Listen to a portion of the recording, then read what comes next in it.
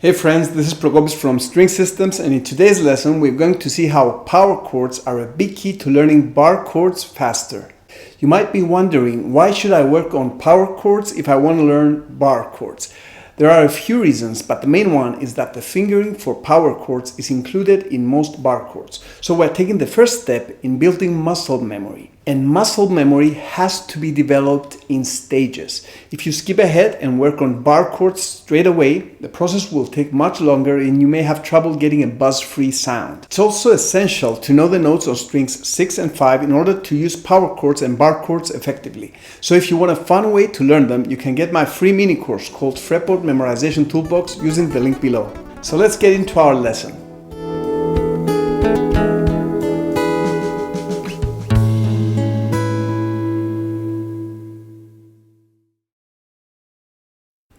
As an example, let's take an A power chord based on the A on the 6th string fret 5.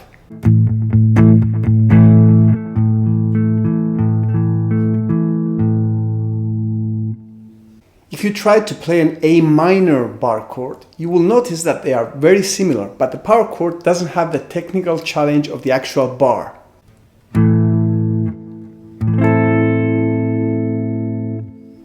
Now, if the basic power chord shape gives you trouble, then you can start with the even simpler shape that uses just fingers 1 and 3. But make sure to use finger 3 for that second note.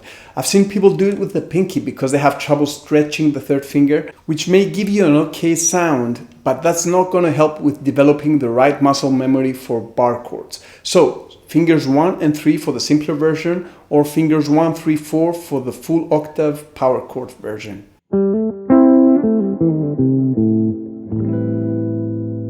In this course, we don't want to just memorize chords.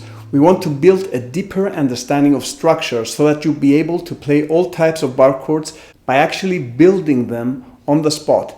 In addition to minimizing memorization, knowing the structure also helps you understand and remember the sound of each chord better. So let's look at the chord tones in a power chord.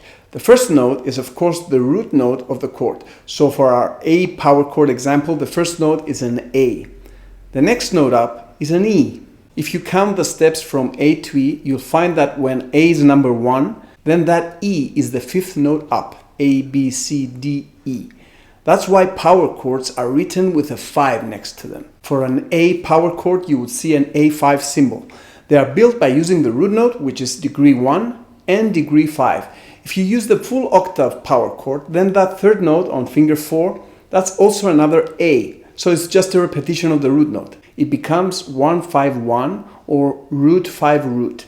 It doesn't really change the character of the chord, it just makes it a bit thicker. So degrees 1 and 5 give us this strong, pure sound of the power chord.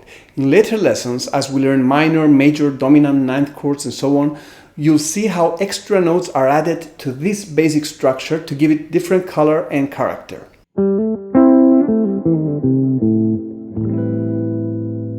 Before you try to move power chords around, make sure that you can play them cleanly on both string 6 and string 5. Try them on different frets, see if you can grab the chord quickly and play each note to make sure you get a clean sound.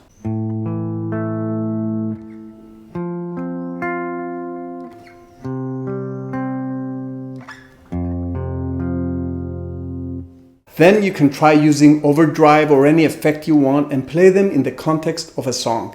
I'm including backing tracks that let you see what chord is coming up next so that you can move your power chords along with the chord progression. Do this first on string 6 alone, then on string 5, and then mix both strings. Here's an example.